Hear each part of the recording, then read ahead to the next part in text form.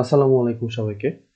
বাংলাদেশ বিষয়াবলীর এই পর্যায়ে আমরা বাংলাদেশের সংবিধান নিয়ে আলোচনা করব। তো সংবিধানের বিষয়টা যেহেতু অনেক বড়, তো আমরা চেষ্টা করব যে এটাকে অনেকগুলো ভিডিওতে স্প্লিট করে নেওয়ার জন্য। তো সবার আগে আমরা সংবিধানের বেসিক কিছু আলোচনা করব। তারপর ধীরে ধীরে সংবিধানের বিভিন্ন ভাগ নিয়ে আলোচনা করব এবং তার বিভিন্ন অনুচ্ছেদ, উপদফা এই জিনিসগুলো নিয়ে আমরা আলোচনা করব। তো আমরা সবার প্রথমে চলে আসি যে সংবিধান জিনিসটা কি। ঠিক আছে? সংবিধান জিনিসটা কি? সংবিধানের সংজ্ঞাটা যদি আমরা অ্যারিস্টটলের কাছে নেই, উনি বলেছেন যে constitution is the way of life the state has chosen for itself. অর্থাৎ সংবিধান হচ্ছে জীবনের একটি ধারা বা জীবনের একটি নিয়ম, ঠিক আছে, বা রাষ্ট্রের একটি নিয়ম যেটা রাষ্ট্র বা মানুষ নিজেই নিজের জন্য চুজ করে বা গ্রহণ করে। আচ্ছা, তাহলে আমরা সংবিধানকে কি বলতে পারি? সংবিধান হচ্ছে রাষ্ট্রের চালিকা শক্তি, অর্থাৎ একটা রাষ্ট্র যে পরিচালিত হবে সেটা কিসের মাধ্যমে হবে, তার ভিত্তিটা কি, তার দলিলটা কি, সেটাই হচ্ছে সংবিধান। ঠিক আছে, তাহলে সংবিধানকে আমরা কি বলি? সংবিধান হচ্ছে একটা রাষ্ট্রের সর্বোচ্চ আইন অথবা রাষ্ট্রের সর্বোচ্চ মৌলিক দলিল। তার মানে কি, যে সংবিধান হচ্ছে এমন একটা আইন যেটা রাষ্ট্রের সকল আইনের ঊর্ধ্বে, সর্বোচ্চ আইন, এবং রাষ্ট্রে যে অন্যান্য আইনগুলো থাকবে সেটা ওই সংবিধানের আলোকেই তৈরি হবে আর কি। তো একটা রাষ্ট্র আসলে মূলত তিনটা বিভাগ নিয়ে গঠিত: আইন বিভাগ, শাসন বিভাগ এবং বিচার বিভাগ। আইন বিভাগটা কি? আইন বিভাগটা হচ্ছে আমাদের দেশের ক্ষেত্রে যেটাকে আমরা সংসদ বলে থাকি। ঠিক আছে? সংসদ মানে কি? যেখানে আমাদের নির্বাচিত জনপ্রতিনিধিরা যাবেন এবং দেশের নাগরিকদের জন্য বিভিন্ন ধরনের আইন প্রণয়ন করবেন, আইনের সংশোধন আনবেন, যদি আইনে কোনো সমস্যা থাকে সেই আইনগুলো বাতিল করবেন। শাসন বিভাগটা কি? শাসন বিভাগটা হচ্ছে আমাদের আসলে নির্বাহী বিভাগ যেটাকে বলা হয়। ঠিক আছে? নির্বাহী বিভাগ যেটাকে বলা হয়, অর্থাৎ যেখানে আমলারা থাকবেন, এখানে নির্বাচিত প্রতিনিধিরা থাকবেন না, এখানে থাকবেন হচ্ছে মূলত আমলারা, যারা সরকারের কর্মচারী হবেন এবং সরকারের বিভিন্ন পারপাস সার্ভ করবেন, সরকারের বিভিন্ন কাজ করবেন। আর বিচার বিভাগ কি? বিচার বিভাগ হচ্ছে যেখানে রাষ্ট্রের বিভিন্ন ধরনের আহ, কি বলবো এটাকে, যে বিচার হবে অথবা যদি কোনো সমস্যা তৈরি হয় সেটা সমাধান দেওয়া হবে, এটা হচ্ছে বিচার বিভাগের কাজ। তাহলে এই যে রাষ্ট্রের যে প্রধান তিনটা অঙ্গ, আইন বিভাগ, শাসন বিভাগ, বিচার বিভাগ, এই তিনটা কিভাবে কাজ করবে, কার এখতিয়ার কতটুকু, কে কোন জায়গাটাতে কাজ করবে, এই সবকিছু কিন্তু নির্ধারণ করে একটা রাষ্ট্রের সংবিধান। তাহলে সংবিধানের গুরুত্বটা কি? আমরা যে দেখি যে প্রত্যেকটা রাষ্ট্রে, মানে পৃথিবীতে বেশিরভাগ রাষ্ট্রেরই একটা নির্দিষ্ট সংবিধান থাকে। তাহলে সংবিধানটা কেন থাকে? এর গুরুত্বটা কি? এর গুরুত্বটা হচ্ছে যে প্রথম জিনিসটা হচ্ছে ক্ষমতার বন্টন। অর্থাৎ এই যে আমরা একটু আগে দেখলাম যে একটা রাষ্ট্রের প্রধান তিনটা অঙ্গ, তাহলে এই প্রধান তিনটা অঙ্গের মধ্যে যে ক্ষমতার বিভাজনটা, অর্থাৎ কে কোন কাজটা করবে, ঠিক আছে, এবং কার কার প্রতি জবাবদিহিতা থাকবে, এই জিনিসটা আসলে সংবিধান নির্ধারণ করে। এতে কোনো বিভাগই কিন্তু স্বৈরাচারী হয়ে উঠতে পারে না, যে আমাকে ছাড়া অন্য কেউ চলতে পারবে না, ব্যাপারটা এরকম না। প্রত্যেকটা বিভাগেরই যাতে জবাবদিহিতা নিশ্চিত করা হয়। তারপর হচ্ছে মৌলিক অধিকার রক্ষা। দেশে বা রাষ্ট্রে বা সমাজে নাগরিকদের বেঁচে থাকতে গেলে কিছু অধিকারের প্রয়োজন হয়, যেটা সংবিধান নিশ্চিত করে। এই অধিকারগুলোকে বলা হয় মৌলিক অধিকার। আমাদের সংবিধানের ৩য় অধ্যায়ে আমরা মৌলিক অধিকার নিয়ে আলোচনা করব। তো এই যে মৌলিক অধিকারগুলো, এটা আসলে সংবিধানের মাধ্যমেই নিশ্চিত করা হয়। একটা সংবিধানে উল্লেখ করা থাকে যে আমাদের নাগরিকদের জন্য কি কি অধিকার থাকবে। এখানে একটু টাইপিং মিস্টেক হয়েছে। এই জিনিসগুলো আসলে মৌলিক অধিকার না, এটা আসলে মৌলিক চাহিদার মধ্যে পড়বে। এটা আমরা ২য় অধ্যায়ে দেখব। বাক স্বাধীনতা একটা মৌলিক অধিকার, যেটা আমাদের ৩২ নম্বর অনুচ্ছেদে রয়েছে আর কি। তো আমাদের এখানে আইনের শাসন প্রতিষ্ঠা, যেমন আইনের শাসন প্রতিষ্ঠা মানে কি, যে আমার রাষ্ট্রে বা আমার সমাজে আইন কতটা শক্তিশালী, অর্থাৎ আইনের চোখে কোনো বৈষম্য হচ্ছে কিনা। হ্যাঁ, যেমন আমি যদি দেখি যে রাস্তায় একটা আহ, গরিব মানুষ একটা বড় গাড়ির দ্বারা আক্রমণ হয়ে বা অ্যাক্সিডেন্ট হয়ে পড়ে আছে, তাহলে ওই গরিব মানুষটা সেই বড়লোক বা সমাজের উচ্চপদস্থ কারো বিরুদ্ধে গিয়ে মামলা করতে পারছে কিনা, অথবা আহ, ওই উচ্চপদস্থ লোকটাই যদি আবার অন্য কারো দ্বারা ক্ষতিগ্রস্ত হয় বা কোনো হেনস্থার শিকার হয়, তিনি আবার কোনো সেটার প্রতিকার পাচ্ছেন কিনা। অর্থাৎ আইনের চোখে বড় ছোট না, আইনের চোখে সকল নাগরিকই সমান, এই জিনিসটা নিশ্চিত করে কে? সংবিধান। তারপর হচ্ছে স্থিতিশীলতা। স্থিতিশীলতা কি? যে আমাদের রাষ্ট্র তো সরকার দ্বারা পরিচালিত হয়। তাহলে এই যে সরকার দ্বারা যে পরিচালিত হয়, এই সরকার আমাদের কি হয়? নির্বাচিত হয়। তাহলে সরকার নির্বাচিত মানে কি? তার একটা নির্দিষ্ট মেয়াদ থাকে। তাহলে সরকারের মেয়াদ শেষে যখন সরকার পরিবর্তন হয়, ওই সরকারের পদত্যাগ এবং নতুন সরকারের জয়নিং এর বা দায়িত্ব গ্রহণের মাঝখানে যে অংশটা থাকে, সময়টা থাকে, ওই সময়টা যাতে দেশে অরাজকতা সৃষ্টি না হয়, ওই সময়টায় যাতে দেশে মানে শৃঙ্খলা বজায় থাকে, এই জিনিসটা নিশ্চিত করে কে? সংবিধান। ওকে, তো আমাদের বাংলাদেশের সংবিধান নিয়ে যদি আমরা আলোচনা করি, তাহলে আমরা জানি যে 1971 সালের মহান মুক্তিযুদ্ধের মাধ্যমে বাংলাদেশ স্বাধীন হয়েছে, এবং 1971 সালের 16 ডিসেম্বর যখন বাংলাদেশ স্বাধীন হলো, তখন বাংলাদেশ পুরোপুরি একটা নতুন দেশ। নতুন দেশ পরিচালনার জন্য সবার আগে যেটা প্রয়োজন, সেটা হচ্ছে রাষ্ট্রের একটা সংবিধান প্রয়োজন। সেজন্য 1972 সালের 11ই জানুয়ারি শেখ মুজিবুর রহমান রাষ্ট্রপতি হিসাবে একটি অস্থায়ী সংবিধান আদেশ জারি করেন।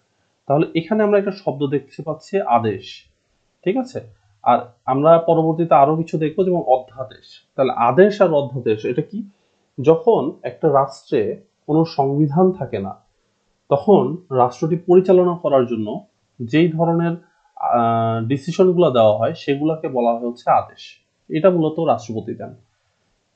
আবার একটা রাষ্ট্রে সংবিধান আছে কিন্তু কোনো সংসদ নেই। ঠিক আছে?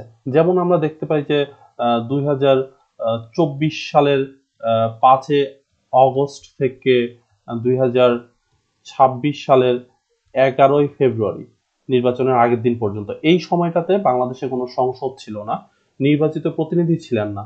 সেক্ষেত্রে রাষ্ট্র পরিচালনার জন্য আমাদের রাষ্ট্রপতি যেই ডিসিশনগুলো দিয়েছেন, সেগুলোকে আমরা বলবো হচ্ছে অধ্যাদেশ। অর্থাৎ সংবিধান না থাকলে রাষ্ট্রপতি যে ডিসিশনগুলো দেন, সেগুলোকে বলা হয় আদেশ। এবং সংবিধান থাকার পর যদি রাষ্ট্রে কোনো নির্বাচিত প্রতিনিধি না থাকেন, সংসদের অধিবেশন না থাকে, সেক্ষেত্রে রাষ্ট্রপতি যে ডিসিশনগুলো দেন, সেগুলোকে বলা হয় অধ্যাদেশ। তো আমরা জানি 1971 সালের 16 ডিসেম্বরে যখন আমাদের বাংলাদেশ স্বাধীন হলো, তখন আমাদের রাষ্ট্রে কিন্তু কোনো নির্বাচিত সরকার ছিল না, আবার আমাদের কোনো সংবিধানও ছিল না। সেক্ষেত্রে রাষ্ট্রপতি কি জারি করেছেন? আদেশ জারি করেছেন। কত তারিখে? 11 জানুয়ারি। এই আদেশের পর 23 মার্চ গণপরিষদ আদেশ জারি করেন কে? রাষ্ট্রপতি আবু সাইদ চৌধুরী। তাহলে অস্থায়ী সংবিধান আদেশ জারি করার সময় রাষ্ট্রপতি ছিলেন শেখ মুজিবুর রহমান। গণপরিষদ আদেশ জারি করার সময় 23 মার্চ রাষ্ট্রপতি ছিলেন বিচারপতি আবু সাইদ চৌধুরী, অথবা আমরা বলি রাষ্ট্রপতি আবু সাইদ চৌধুরী। গণপরিষদ আদেশ জারি হওয়ার পর গণপরিষদ গঠিত হয় হচ্ছে 10 এপ্রিল। ঠিক আছে? 10 এপ্রিল মোট 403 জন সদস্যকে নিয়ে গণপরিষদ গঠিত হয়। এখন এই গণপরিষদের যে 403 জন, এই 403 জন কোথা থেকে পেল? আমরা জানি 1970-এর যে নির্বাচন হয়, 1970-এর নির্বাচনে বাংলাদেশ প্রাদেশিক এবং জাতীয় পর্যায়ে অনেকজন জনপ্রতিনিধি পান, এবং আওয়ামী লীগ সংখ্যাগরিষ্ঠতা পেয়েছিল ওই সময়। তো সেক্ষেত্রে জাতীয় পর্যায়ে জাতীয় পর্যায়ে নির্বাচিত প্রতিনিধি ছিলেন হচ্ছে আমাদের 169 জন, এবং প্রাদেশিক পর্যায়ে আমাদের নির্বাচিত প্রতিনিধি ছিলেন মোট 300 জন। তাহলে এই দুটোকে যদি আমরা যোগ করি, তাহলে আসতেছে আমাদের হচ্ছে 469 জন। এখন এই নির্বাচনটা হয়েছে কখন? 1971 সালের যুদ্ধের আগে। যদি যুদ্ধের আগে নির্বাচন হয়, সেক্ষেত্রে যুদ্ধে অনেকে মারা গেছেন, অনেকে শহীদ হয়েছেন, অনেকে দেশ ত্যাগ করেছেন। তো এই অনেকেই চলে যাওয়ার সংখ্যাটা হচ্ছে 66 জন। এই 66 জন বাদ গেলে থাকে হচ্ছে আমার 403 জন। এই 403 জন নিয়ে কিন্তু আমাদের গণপরিষদ গঠিত হয়েছে। ঠিক আছে, এখন গণপরিষদ যখন গঠিত হলো, গণপরিষদের কাজ কি? যে কোনো রাষ্ট্র যখন কোনো গণপরিষদ গঠন করে, সেই গণপরিষদের প্রধান কাজ হবে একটা রাষ্ট্রের সংবিধান প্রণয়ন করা। সংবিধান প্রণয়ন করতে গেলে সংবিধান প্রণয়ন কমিটির প্রয়োজন। সেই সংবিধান প্রণয়ন কমিটিটা গঠিত হয় কত তারিখে? 11 তারিখে। গণপরিষদ গঠিত হয়েছিল 10 এপ্রিল, সংবিধান প্রণয়ন কমিটি গঠিত হয়েছে 11 এপ্রিল। ডক্টর কামাল হোসেনকে প্রধান করে ওই কমিটিতে একজন সভাপতি থাকবেন, তিনি ছিলেন ডক্টর কামাল হোসেন। মোট 34 জনের একটা কমিটি গঠন করা হয় এবং এই কমিটিতে একমাত্র নারী সদস্য ছিলেন বেগম রাজিয়া বানু। এটা কিন্তু এমসিকিউ এর জন্য খুবই ইম্পর্টেন্ট। ঠিক আছে, ওকে। এই কমিটি বিশ্বের বিভিন্ন সংবিধান পর্যালোচনা করে এবং বিশেষত ইউকে, ইউএসএ এবং ভারতের সংবিধান পর্যালোচনা করে একটা খসড়া সংবিধান প্রণয়ন করেন এবং এই খসড়া সংবিধানটা গণপরিষদে জমা দেন 12 অক্টোবর। ঠিক আছে, এই খসড়া সংবিধানটা গণপরিষদে উত্থাপন করা হয় কবে? 12 অক্টোবর। 12 অক্টোবর যখন উত্থাপিত হয়, তারপর এটা নিয়ে বিভিন্ন আলোচনা হয়, পর্যালোচনা হয় এবং সবশেষে এই খসড়া সংবিধানটা গণপরিষদে গৃহীত হয় হচ্ছে 4 নভেম্বর। যেহেতু সংবিধান গৃহীত হয়েছে 4 নভেম্বর, এজন্য আমরা 4 নভেম্বরকে সংবিধান দিবস হিসেবে গ্রহণ করেছি। এই জন্য প্রতি বছর 4 নভেম্বর সংবিধান প্রণয়ন দিবস হিসেবে পালন করা হয়। এবং এই যে সংবিধানটা গৃহীত হলো, এই সংবিধানটা কার্যকর হবে কত তারিখ থেকে?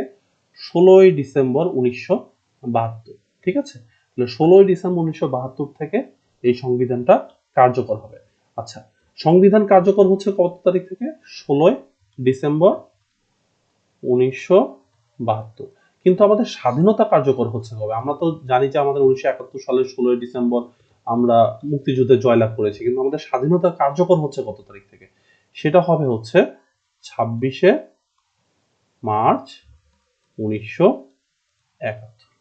ওকে, এখন যদি আমরা সংবিধানের স্ট্রাকচারটা দেখি, তাহলে আমাদের সংবিধানে মোট 3টা অংশ আছে।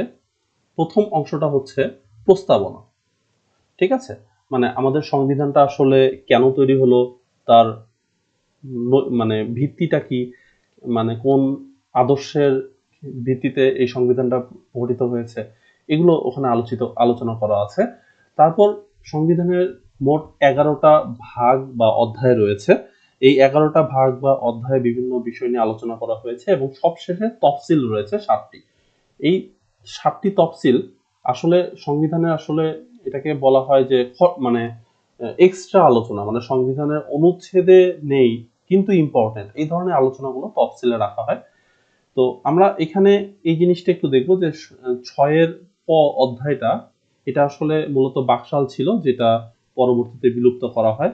এছাড়া এখানে মোট 11টা অধ্যায় আছে, যেখানে 9 অধ্যায়টা আসলে জরুরি বিধানাবলী, এটা আমাদের ইম্পর্টেন্ট। এছাড়া প্রত্যেকটা অধ্যায় ইম্পর্টেন্ট, আমরা আসলে ধীরে ধীরে প্রত্যেকটা ভিডিওতে দেখব।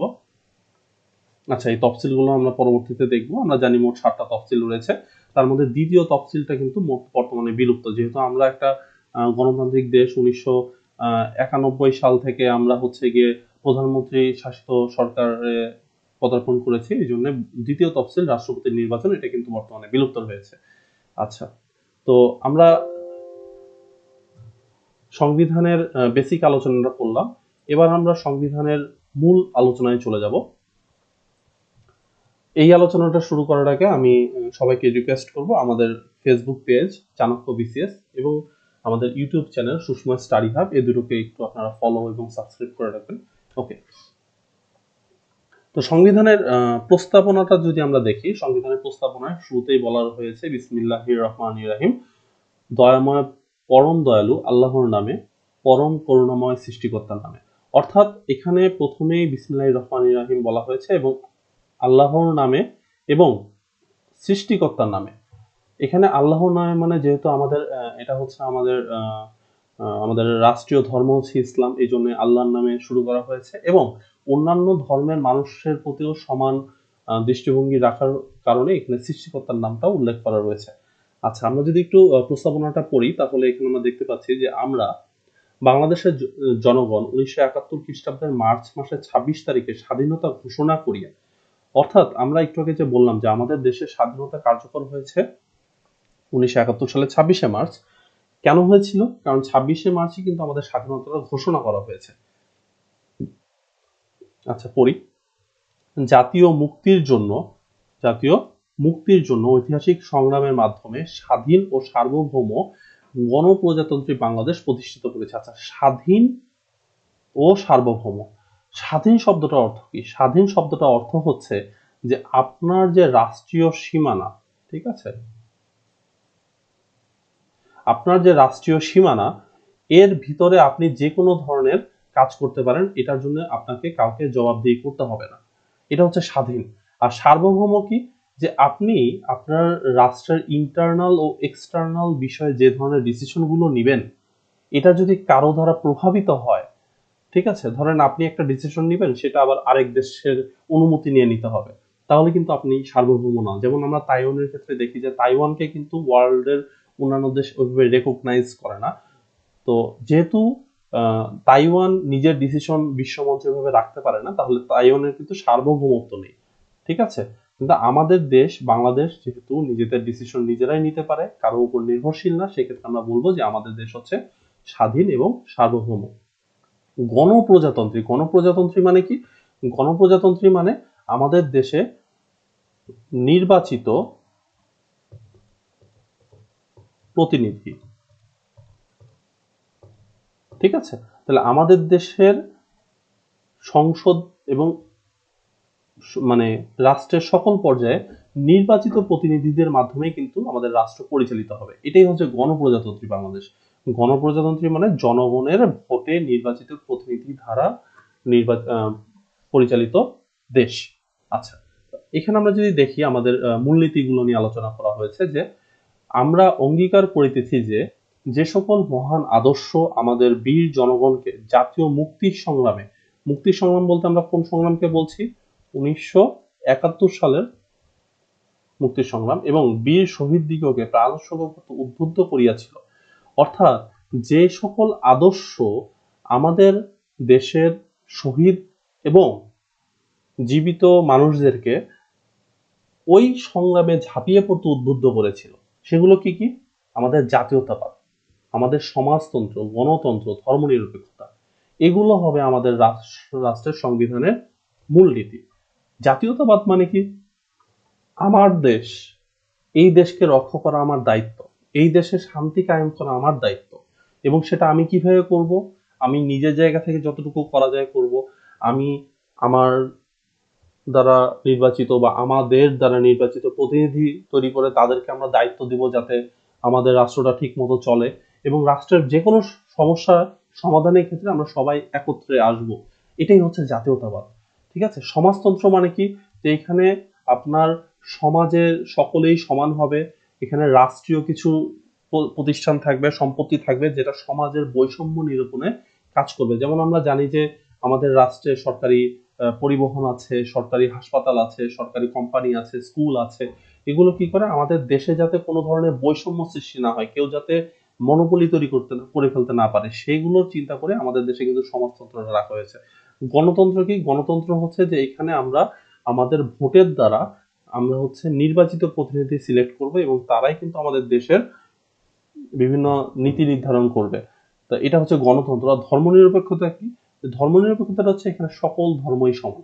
আমরা জানি যে 1947 সালে যখন দেশভাগ হয়েছিল ভারত এবং পাকিস্তান, তখন এই দেশভাগের পিছনে কিন্তু একটা বড় কারণ ছিল ধর্ম। যে সকল অঞ্চল মুসলিম সংখ্যাগরিষ্ঠ ছিল তারা পাকিস্তানের সাথে যুক্ত হয়, এবং যে সকল অঞ্চল হিন্দু সংখ্যাগরিষ্ঠ ছিল তারা ভারতের সাথে যুক্ত হয়। যদিও কিছু মুর্শিদাবাদ, নদিয়ার মতো কিছু অঞ্চল মুসলিম সংখ্যাগরিষ্ঠ হওয়া সত্ত্বেও ভারতের সাথে যুক্ত হয়েছিল, তবুও যেহেতু মূল কারণটা ধর্ম ছিল এবং দেশ ভাগের মূল কারণটাই ধর্ম ছিল, তো সেক্ষেত্রে কিন্তু এখানে ধর্মনিরপেক্ষতাটা কিন্তু আসলে ছিল না। কিন্তু আমাদের দেশ বাংলাদেশ কিন্তু আসলে স্বাধীন হয়েছে মূলত, আমাদের বাংলাদেশ কিন্তু স্বাধীন হয়েছে ধর্মের উপর ভিত্তি করে না, আমাদের বাংলাদেশ স্বাধীন হয়েছে কালচারের উপর ভিত্তি করে, ঠিক আছে, সংস্কৃতির উপর ভিত্তি করে। ভাষার উপর ভিত্তি করে, ল্যাঙ্গুয়েজ। দেখবেন আমাদের যে মানে 1947-এর পর থেকে যে আন্দোলনগুলো, তা মূলত কিন্তু কালচার এবং ল্যাঙ্গুয়েজের উপর ভিত্তি করে। আমাদের বাংলা ভাষা, এই বাংলা ভাষাকে রাষ্ট্রভাষা করার দাবিতে 1947 থেকে 1947 থেকে শুরু করে 1952 পর্যন্ত আমাদের একটা বিশাল আন্দোলন হয়েছে। সেই বিশাল আন্দোলনের ফলে 1956 সালে শেষ পর্যন্ত পাকিস্তান সরকার বাংলা ভাষাকে সাংবিধানিক রাষ্ট্রভাষা দিতে বাধ্য হয়েছে, এবং তার পরপরই কিন্তু আমাদের দেশের যেই আহ, মানে সাংস্কৃতিক বৈষম্য পূর্ব পাকিস্তান এবং পশ্চিম পাকিস্তানের মধ্যে, এইটার জন্য কিন্তু আমাদের বিভিন্ন নির্বাচন হয়েছে। 1954 সালে নির্বাচন হয়েছে, 56-তে হয়েছে, 62-তে শিক্ষা আন্দোলন হয়েছে, 69-এ গণ অভ্যুত্থান হয়েছে, 70-এ নির্বাচন হয়েছে, 71-এ মুক্তিযুদ্ধ। তা এই সবগুলোই কিন্তু আমরা দেখতে পাচ্ছি যে ভাষা এবং সংস্কৃতি এটার উপর ভিত্তি করেই হয়েছে। তো এখানে কিন্তু ধর্মটা আসলে মূল বিষয় ছিল না, এখানে আমরা সবাই এক ছিলাম কিসের উপর? ধর্ম নিরপেক্ষতার উপর। ঠিক আছে, এই জন্য ধর্ম নিরপেক্ষতাটা কিন্তু আমাদের সংবিধানের অন্যতম একটা মূলনীতি। ওকে, এবার আমরা যদি পরের প্যারাটা দেখি, যে আমরা আরো অঙ্গীকার করিতেছি যে আমাদের রাষ্ট্রের অন্যতম মূল লক্ষ্য হইবে গণতান্ত্রিক পদ্ধতিতে এমন এক শোষণমুক্ত সমাজতান্ত্রিক সমাজের প্রতিষ্ঠা, যেখানে সকলের জন্য আইনের শাসন, মৌলিক মানবাধিকার, রাজনৈতিক, অর্থনৈতিক, সামাজিক সাম্য, স্বাধীনতা, সুবিচার নিশ্চিত হবে। আচ্ছা, এটা তো আমরা অলরেডি আলোচনা করেছি। এখানে আমি খালি একটা জিনিস বলি, সেটা হচ্ছে যে শোষণমুক্ত সমাজতান্ত্রিক সমাজের প্রতিষ্ঠা। আমরা জানি যে আমাদের দেশ হচ্ছে গণতান্ত্রিক দেশ, তাই না? তাহলে এখানে সমাজতান্ত্রিক সমাজের প্রতিষ্ঠা কেন? শোষণমুক্ত সমাজতান্ত্রিক শব্দটা রাখা হয়েছে মূলত হচ্ছে এইটার উপর ভিত্তি করে যে আমাদের দেশটা যখন স্বাধীন হয় তখন 1971 সাল, এবং সংবিধান যখন প্রণয়ন হয় সেটা হচ্ছে 1972 সাল।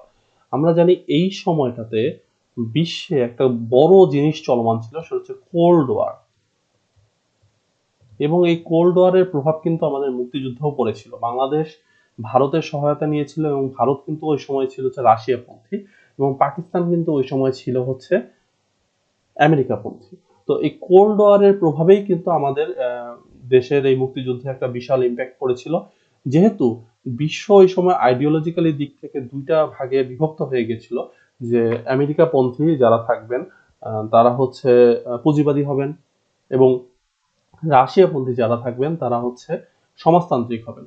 এখন আমরা যেহেতু একটা নতুন রাষ্ট্র, আমরা শুরুতেই কিন্তু আমরা ন্যামের সদস্য ছিলাম, নন অ্যালাইন্ড মুভমেন্ট, অর্থাৎ আমি কারো পক্ষেই যাব না, আমি সবার সাথে ভালো সম্পর্ক রেখে চলবো। এই জন্য কিন্তু আমাদের সংবিধানে এই সমাজতন্ত্র এবং গণতন্ত্র এই দুটোকেই ব্যবহার করা হয়েছে, দুটো শব্দকেই ব্যবহার করা হয়েছে। ওকে, আমরা দৃঢ়ভাবে ঘোষণা করিতেছি যে আমরা যাহাতে স্বাধীন সত্তায় সমৃদ্ধি লাভ করতে পারি, মানব জাতির প্রগতিশীল আশা আকাঙ্ক্ষার সহিত সংগতি রক্ষা করিয়া আন্তর্জাতিক শান্তি, দেখেন এখানে আন্তর্জাতিক শান্তি ও সহযোগিতা, অর্থাৎ আন্তর্জাতিক শান্তি সহযোগিতার ক্ষেত্রেও কিন্তু আমাদের সংবিধানটা অত্যন্ত গুরুত্বপূর্ণ প্রভাব বিস্তার করে। সেই জন্য বাংলাদেশের জনগণের অভিপ্রায় অভিব্যক্তি স্বরূপ এই সংবিধানের প্রাধান্য অক্ষুণ্ণ রাখা এবং ইহার রক্ষণ, সমর্থন এবং নিরাপত্তার বিধান আমাদের পবিত্র কর্তব্য। অর্থাৎ যে কোনো পর্যায়ে বলেন, রাষ্ট্রীয় পর্যায়ে এবং পররাষ্ট্র পর্যায়ে, যে কোনো পর্যায়ে আমাদের সংবিধানের যাতে যে প্রাধান্যটা আছে সেটা যাতে অক্ষুণ্ণ থাকে, এবং সংবিধানের রক্ষণ, সংবিধানের সমর্থন এবং নিরাপত্তা, অর্থাৎ সংবিধানটাকে আমরা মেনে চলবো, এটাকে রক্ষা করব, সংবিধানের যে সম্মান সেটা যাতে হানি না হয় সেটা বিষয়ে আমরা কাজ করব। এইটা হবে আমাদের পবিত্র কর্তব্য। অর্থাৎ রাষ্ট্রের নাগরিক হিসেবে প্রধান কর্তব্য হচ্ছে আমাদের রাষ্ট্রের সংবিধানের উপর বা সংবিধানের প্রতি অনুগত থাকা। শেষ বেলায় আমরা দেখতে পাচ্ছি এত দ্বারা আমাদের এই গণপরিষদে অদ্য 1379 বঙ্গাব্দের কার্তিক মাসের 18 তারিখ মোতাবেক 1972 খ্রিস্টাব্দের নভেম্বর মাসের 4 তারিখ, তাহলে 4 নভেম্বর, ঠিক আছে, 4 নভেম্বর তারিখে আমরা এই সংবিধান রচনা বিধিবদ্ধ করিয়া সমবেত গ্রহণ করিলাম, অর্থাৎ গৃহীত হলো। কত তারিখে? 1972 সালে 4 নভেম্বর। ঠিক আছে, তার মানে আমাদের সংবিধানটা গৃহীত হয়েছে 1972 সালে 4 নভেম্বর। ওকে, তাহলে আমরা প্রস্তাবনা শেষ করলাম, এবার আমরা সংবিধানের মূল বিষয়টাতে ঢুকে যাই। এখানে আসলে সংবিধানের প্রথম অধ্যায়ে যদি আমরা যাই, সংবিধানের প্রথম অধ্যায়টা হচ্ছে প্রজাতন্ত্র। ঠিক আছে, প্রজাতন্ত্র কি?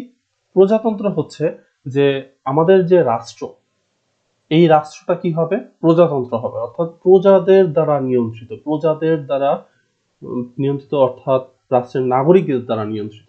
ঠিক আছে, তো আমরা এখানে প্রথম অধ্যায়ে দেখব প্রথম অনুচ্ছেদ প্রজাতন্ত্র।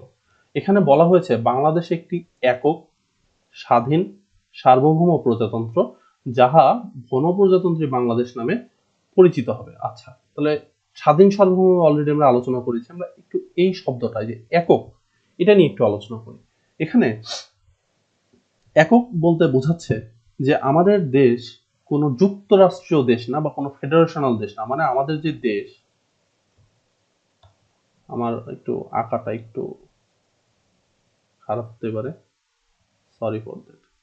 আমাদের যে দেশ, এই দেশটা কিন্তু আসলে কোনো যুক্তরাষ্ট্রীয় দেশ না, মানে আমাদের পুরা যে দেশ, এই দেশটা কিন্তু একটাই, এর কোনো প্রদেশ নাই, এর কোনো প্রভিন্স নাই। তার মানে এখান থেকে এই দেশের জন্য যে নিয়মগুলো নির্ধারিত হবে, এটা কিন্তু সবার জন্য সমান, অর্থাৎ প্রত্যেকটা জায়গায় সেম থাকবে। ঠিক আছে, আর হচ্ছে এখানে আমাদের যে প্রশাসনিক ব্যবস্থা থাকবে, যে প্রশাসনিক ব্যবস্থা নির্ধারিত হবে, এটা কিন্তু সবার জন্যই সেম থাকবে। সেটা যদি আমি উত্তরবঙ্গের ক্ষেত্রে বলি, দক্ষিণবঙ্গের ক্ষেত্রে বলি, মানে পঞ্চগড় বলেন, চট্টগ্রাম বলেন, সাতক্ষীরা বলেন, অথবা সিলেট বলেন, আমরা যেই আইন আমাদের এখানে প্রণীত হবে, এটা বাংলাদেশের প্রত্যেকটা জায়গায় সেম হবে। এই জন্য আমরা হচ্ছে একটা একক দেশ, আমাদের কোনো প্রদেশ নেই। এবং এই দেশের নাম কি হবে? গণপ্রজাতন্ত্রী বাংলাদেশ। আমরা এই জিনিসটা শেষের দিকে গিয়েও দেখবো যে দেশের নাম উল্লেখ করা রয়েছে। আমাদের দেশের নাম কি হবে? রাষ্ট্রীয় নাম হবে গণপ্রজাতন্ত্রী বাংলাদেশ, অর্থাৎ বিশ্বে অথবা আমাদের বিভিন্ন রাষ্ট্রীয় দলিলে যখন আমাদের রাষ্ট্রের নাম লেখা থাকবে, সেখানে নামটা থাকবে হচ্ছে গণপ্রজাতন্ত্রী বাংলাদেশ। ওকে, আমরা দ্বিতীয় অনুচ্ছেদে চলে আসি। দ্বিতীয় অনুচ্ছেদ হচ্ছে প্রজাতন্ত্রের রাষ্ট্রীয় সীমানা। প্রজাতন্ত্রের রাষ্ট্রীয় সীমানায় এখানে বলা হয়েছে প্রজাতন্ত্রের রাষ্ট্রীয় সীমানায় অন্তর্ভুক্ত হবে কি কি। প্রথমত 1971 সালের 26শে মার্চ তারিখে ঘোষণার অব্যাহতির পূর্বে, মানে আমার 26শে মার্চে যে স্বাধীনতার ঘোষণাটা দেওয়া হয়েছে, তার পূর্বে যে সকল অঞ্চল বা এলাকা লইয়া পূর্ব পাকিস্তান গঠিত ছিল এবং সংবিধানের তৃতীয় সংশোধনী আইন, ঠিক আছে, এটা আমরা এখনই দেখবো যে তৃতীয় সংশোধনী আইনে কি আছে। 1974 অন্তর্ভুক্ত এলাকা বলিয়া উল্লিখিত এলাকা, কিন্তু উক্ত আইনে বহির্ভূত এলাকা বলিয়া উল্লিখিত এলাকা তদ বহির্ভূত। আচ্ছা, তো এটা নিয়ে আমি যদি কথা বলি যে আমাদের 1947 সালে দেশভাগের পর পাকিস্তানের দুটো অংশ ছিল, একটা হচ্ছে পূর্ব পাকিস্তান এবং একটা হচ্ছে পশ্চিম পাকিস্তান। পরবর্তীতে পূর্ব পাকিস্তানই কিন্তু বাংলাদেশ নামে পরিচিত হয়।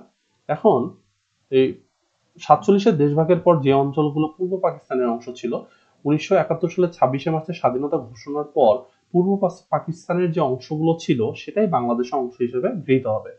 আর দ্বিতীয় কথা হচ্ছে তৃতীয় সংশোধনী আইন 1974 যেটা বলে, সেটা আসলে ছিটমহল। সোজা বাংলা কথায় বললে, এক মিনিট,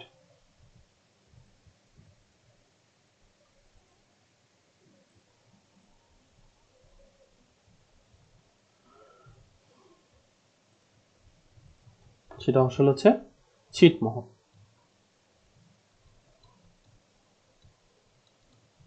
অর্থাৎ আমরা জানি যে যখন দেশভাগ হয়েছে, বাংলাদেশ স্বাধীন হয়েছে, তখন বাংলাদেশের ভাষাভাষী বা বাংলাদেশের অঞ্চলে কিছু মানুষ ভারতে ছিল, ভারতের কিছু মানুষ বাংলাদেশে ছিল।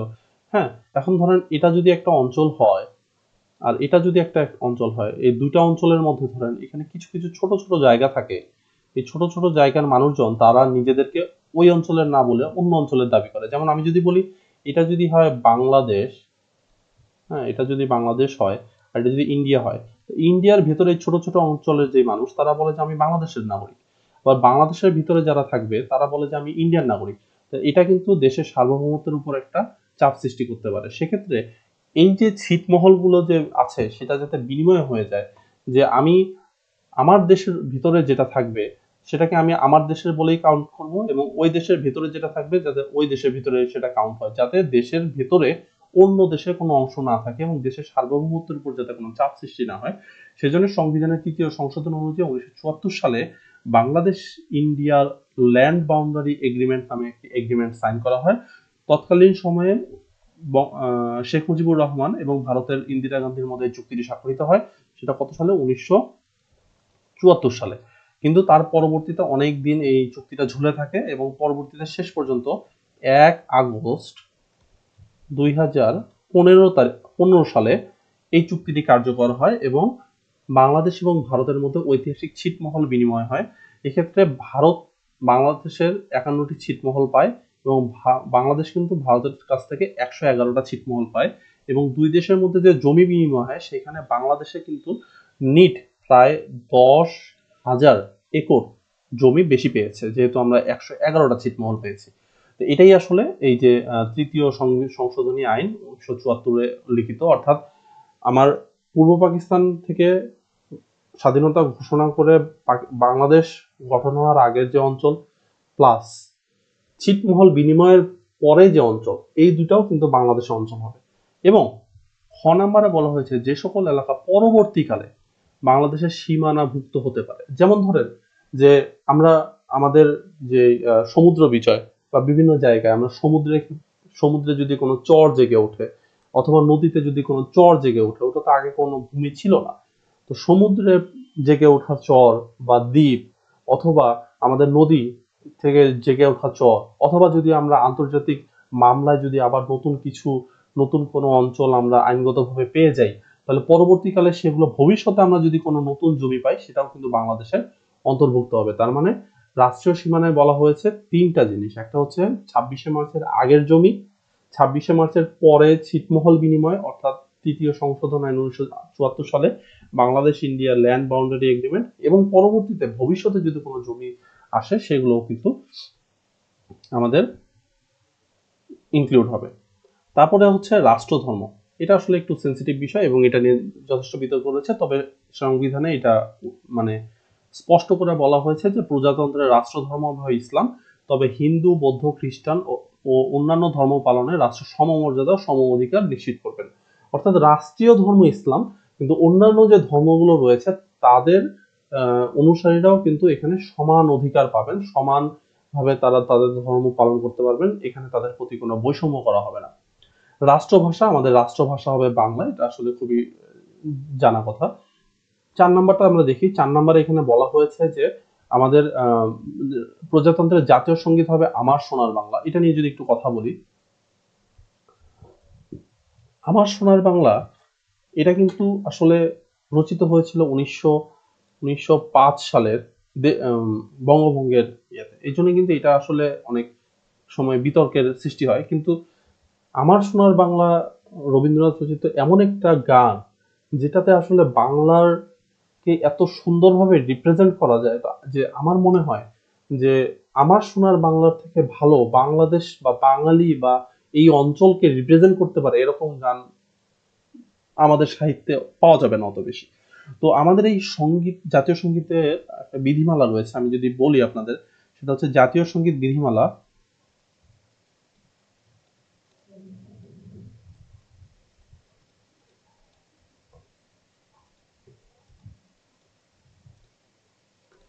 1978। এই জাতীয় সঙ্গীত বিধিমালা 1978 অনুযায়ী আমাদের এখানে তো অলরেডি বলাই হয়েছে যে আমাদের প্রজাতন্ত্রের প্রথম 10 চরণ জাতীয় সঙ্গীত, আমার সোনার বাংলা গানের প্রথম 10 চরণ জাতীয় সঙ্গীত হিসেবে গণ্য হবে। তবে সবসময় কিন্তু 10 চরণ গাওয়া হয় না বা বাজানো হয় না। যদি আমি 10 লাইনই বাজাতে যাই সেটা আমরা কখন বাজাবো? বিভিন্ন জাতীয় দিবসে, যেমন স্বাধীনতা দিবস, বিজয় দিবস, ঠিক আছে? যদি আমরা 10 চরণ না বাজিয়ে দুই লাইন মানে প্রথম 2 চরণ বাজাতে চাই, সেক্ষেত্রে সেটা কখন বাজানো হবে? রাষ্ট্রপতি বা প্রধানমন্ত্রী কোনো অনুষ্ঠানে প্রধান অতিথি হিসেবে যদি যোগ দেন, অথবা প্যারেড অনুষ্ঠানে, অথবা যদি কোনো বিদেশি অতিথি আমাদের দেশে আসে তাদেরকে গার্ড অফ অনার দেওয়ার ক্ষেত্রে আমরা কিন্তু 2 চরণ বাজিয়ে থাকি। আবার অনেক সময় শুনবেন যে না গেয়ে সেটা কিন্তু বাজানো হয় যন্ত্র সঙ্গীতের মাধ্যমে, ইনস্ট্রুমেন্টের মাধ্যমে। সেটা কখন? রাষ্ট্রপতি যখন জাতির উদ্দেশ্যে ভাষণ দেন তার আগে, রেডিও, টেলিভিশন, সিনেমার আগে দেখবেন যে ইনস্ট্রুমেন্ট দিয়ে জাতীয় সঙ্গীতের প্রথম 2 চরণ বাজানো হয়। আর যদি রাষ্ট্রীয় কোনো অন্ত্যেষ্টিক্রিয়া, মানে আমরা রাষ্ট্রীয় মর্যাদায় যদি কাউকে আমরা সমাহিত করি, সেক্ষেত্রেও কিন্তু 2 চরণ বাজানো হয়। আর জাতীয় সঙ্গীত বাজানোর কিন্তু কিছু নিয়ম আছে। সেটা কি? জাতীয় সঙ্গীত যখন বাজানো হয় বা গাওয়া হয়, তখন আমাদেরকে কিন্তু একদম সতর্ক বা অ্যাটেনশন পর্যায়ে থাকতে হয়। মানে সোজা হয়ে একদম স্ট্রেট বডি নিয়ে থাকতে হয়। ধরেন আপনি রাস্তা দিয়ে যাচ্ছেন, কোথাও জাতীয় সঙ্গীত বাজানো হচ্ছে মানে আনুষ্ঠানিকভাবে, আপনাকে কিন্তু স্টিল হয়ে দাঁড়িয়ে যেতে হবে এবং জাতীয় সঙ্গীতের প্রতি সম্মান দিতে হবে। ধরেন আপনি কোনো সেমিনারে জয়েন করতে যাচ্ছেন, সেমিনার শুরু হবে জাতীয় সঙ্গীতের মাধ্যমে, কিন্তু আপনি একটু লেট করে ফেলেছেন, আপনি ঢোকার আগেই জাতীয় সঙ্গীত বাজানো শুরু হয়ে গেছে, তাহলে আপনাকে কিন্তু ওই জায়গায় স্টিল দাঁড়িয়ে যেতে হবে এবং জাতীয় সঙ্গীত যতক্ষণ বাজবে আপনাকে কিন্তু নড়াচড়া করা যাবে না। এটা হচ্ছে জাতীয় সঙ্গীতের প্রতি সম্মান। এবং জাতীয় সঙ্গীতে আমরা যদি দেখি যে জাতীয় সঙ্গীতে অনেক সময় গাওয়া হয়, অনেক সময় বাজানো হয়। যদি গাওয়া হয় তাহলে যারা গাচ্ছে তাদের দিকে, যদি বাজানো হয় তাহলে যারা বাজাচ্ছে তাদের দিকে, যদি তাও না হয়, যদি সামনে পতাকা থাকে পতাকার দিকে তাকিয়ে আমাদের স্টিল অ্যাটেনশন হয়ে দাঁড়িয়ে থাকতে হবে। তো অনেকে দেখবেন যে জাতীয় সঙ্গীত গাওয়ার সময় বুকে হাত রাখে, এটা আসলে কোনো নির্দিষ্ট বাধ্যবাধকতা নেই, আপনি বুকে হাত রাখতেও পারেন, নাও রাখতে পারেন। জাতীয় সঙ্গীত গাওয়ার সময় কোনো ধরনের কথাবার্তা বলা যাবে না, হাঁটাচলা করা যাবে না, নড়াচড়া করা যাবে না। এটা কিন্তু আইনত দণ্ডনীয় অপরাধ। তার মানে আপনি যখন জাতীয় সঙ্গীত গাবেন তখন কিন্তু আপনাকে একদম স্টিল অ্যাটেনশন হয়ে থাকতে হবে। 2 নম্বরে বলা হচ্ছে জাতীয় পতাকা।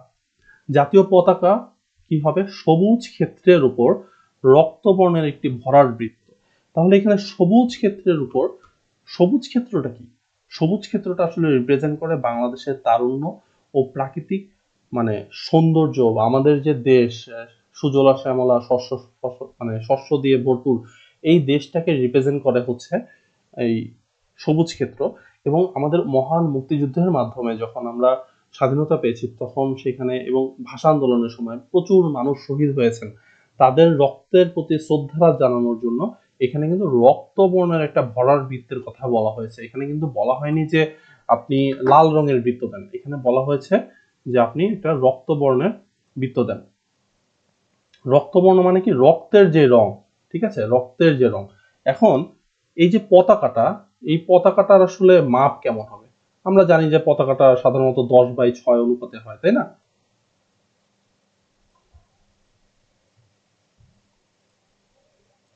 আমরা জানি যে জাতীয় পতাকার মাপ সাধারণত 10/6 অনুপাতে হয়। এখন এই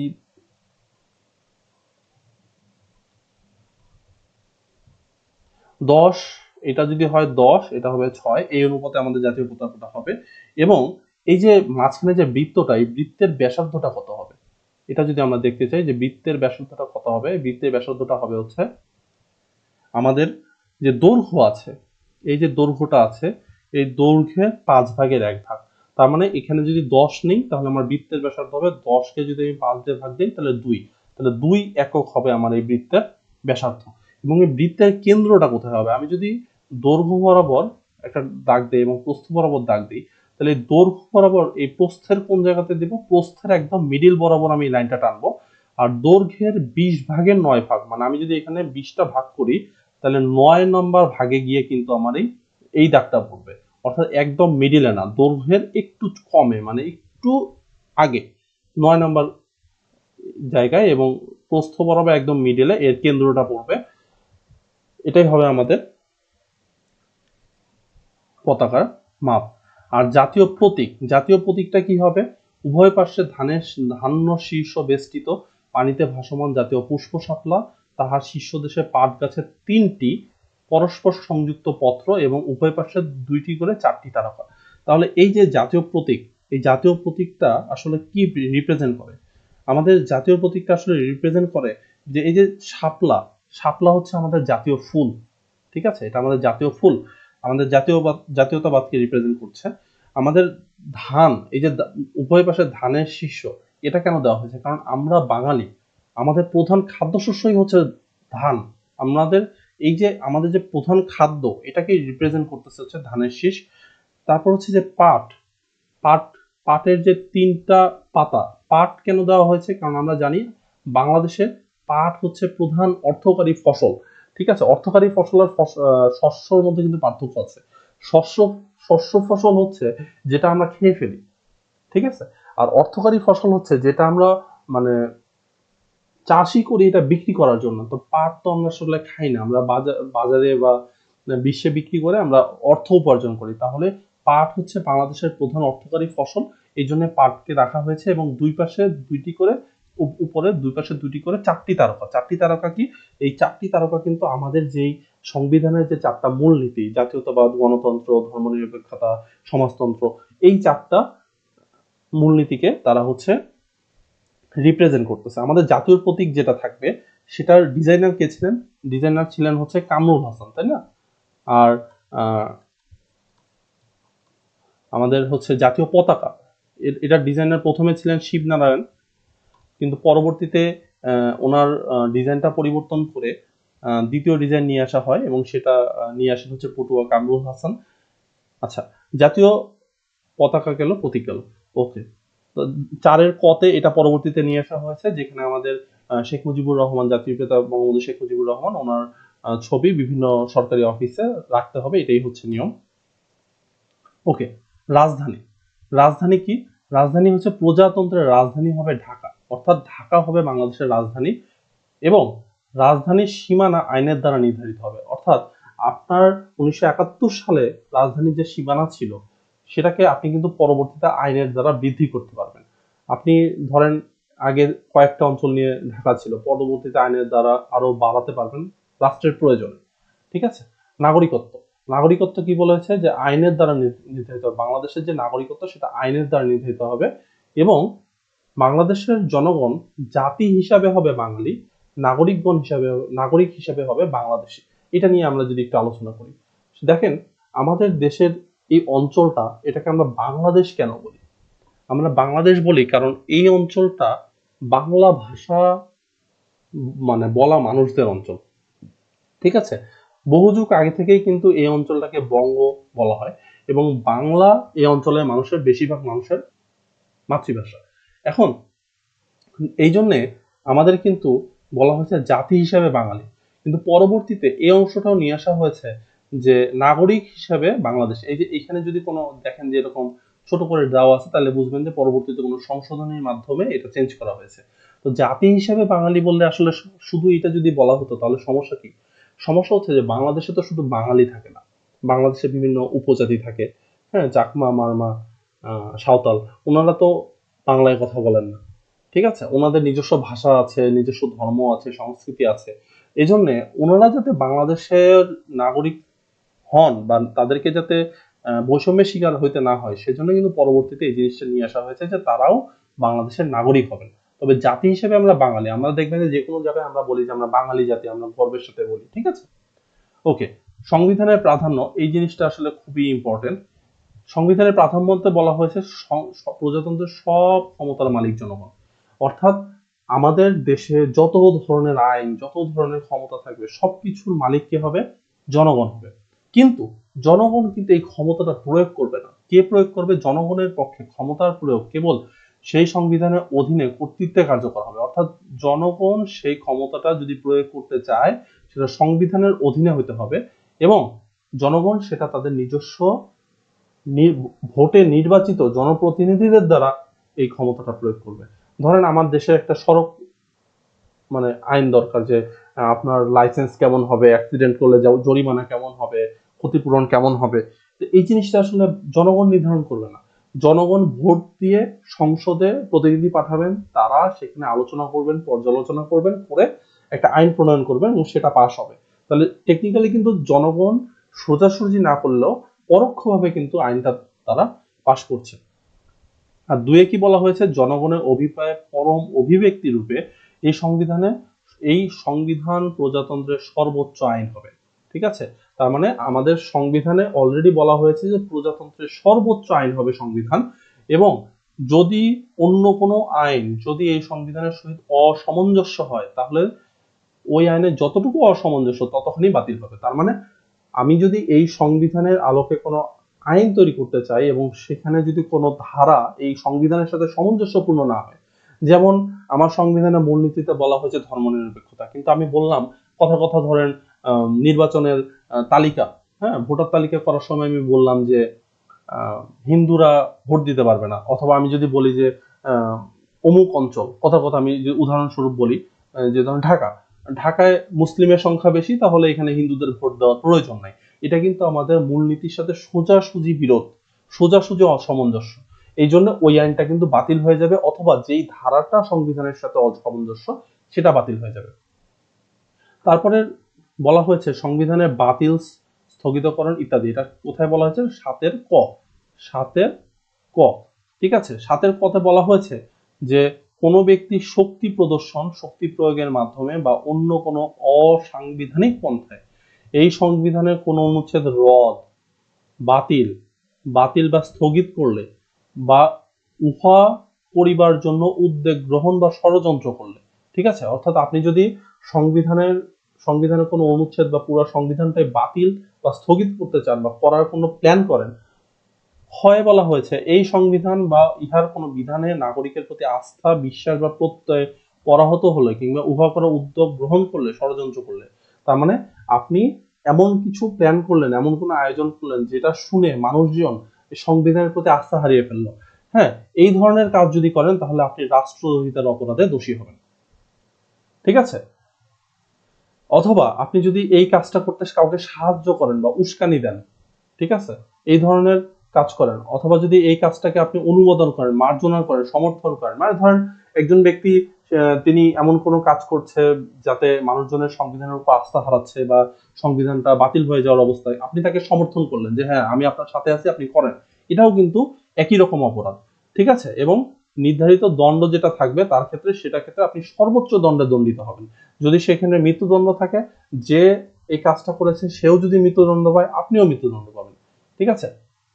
ওকে, সর্বশেষে 7-এর খ, 7-এর খয়ে একটা গুরুত্বপূর্ণ জিনিস বলা হয়েছে যে সংবিধানে 142 নম্বর অনুচ্ছেদে যাই থাকুক না কেন, আমরা পরবর্তীতে 142 নম্বর অনুচ্ছেদ দেখব, এখানে বলা হচ্ছে সংবিধানে 142 নম্বর অনুচ্ছেদে যাই থাকুক না কেন, সংবিধানের প্রস্তাবনা প্রথম ভাগ এর সকল অনুচ্ছেদ, দ্বিতীয় ভাগের সকল অনুচ্ছেদ, 9-এর ক ভাগে বর্ণিত অনুচ্ছেদ সমূহ সাপেক্ষে তৃতীয় ভাগের সকল অনুচ্ছেদ, এবং 71 ভাগের 150তম অনুচ্ছেদ সহ সংবিধানের অন্যান্য মৌলিক কাঠামো সংক্রান্ত অনুচ্ছেদ সমূহের বিধানাবলী সংযোজন, পরিবর্তন, প্রতিস্থাপন, রহিত বা অন্য কোনো পন্থায় সংশোধনের অযোগ্য হবে। অর্থাৎ আমি যদি বলি যে প্রথম ভাগ, দ্বিতীয় ভাগ, তৃতীয় ভাগ, ঠিক আছে, তারপর হচ্ছে 150 নং অনুচ্ছেদ, এই জায়গাগুলো আপনি চাইলেই কি করতে পারবেন না, ওর সাথে কিছু সংযোজন করতে পারবেন না, পরিবর্তন করতে পারবেন না, প্রতিস্থাপন করতে পারবেন না, রহিত করতে পারবেন না, মানে বাতিল করতে পারবেন বা স্থগিত করতে পারবেন না। এইটা কিন্তু সংবিধানের মাধ্যমে বলা হয়েছে। কেন? কারণ এই 3টা অধ্যায় কিন্তু সংবিধানের মৌলিক কাঠামো ডিফাইন করে। এখন ধরেন প্রথম ভাগে বলা হয়েছে জাতি হিসাবে বাঙালি, নাগরিক হিসাবে বাংলাদেশি, 6 নম্বর অনুচ্ছেদে বলা হয়েছে। এখন আপনি এটাকে পরিবর্তন করে বললেন যে শুধু জাতি হিসাবে বাঙালি, তাহলে কিন্তু চাকমা, গারো এনারা কিন্তু লেফট আউট হয়ে যাবে। তো সেই ক্ষেত্রে এই জিনিসগুলো কিন্তু চেঞ্জ করা যাবে না, ঠিক আছে। তো আমরা আজকের এই ভিডিওতে সংবিধানের যে বেসিক জিনিসগুলো সেগুলো নিয়ে আলোচনা করলাম এবং প্রথম ভাগ নিয়ে আলোচনা করলাম। আমরা পরবর্তী যে ভিডিও নিয়ে আসবো সেখানে আমরা সংবিধানের দ্বিতীয় ভাগ নিয়ে আলোচনা করব, যেটা হবে রাষ্ট্র পরিচালনা মূলনীতি। ততদিন পর্যন্ত পরিশ্রম চালিয়ে যান, দেখা হবে আপনাদের সাথে বিজয়। এবং আমাদের যদি এই ভিডিওটা আপনাদের ভালো লেগে থাকে তাহলে আমাদের চাণক্য বিসিএস ফেসবুক পেজ এবং ইউটিউবে সুসময় স্টাডি হাব এই চ্যানেলটাকে সাবস্ক্রাইব করে রাখবেন। আপনাদের সবাইকে ধন্যবাদ। আশা করি আপনারা আপনাদের জায়গায় সবাই সফল হবেন। আসসালামু আলাইকুম।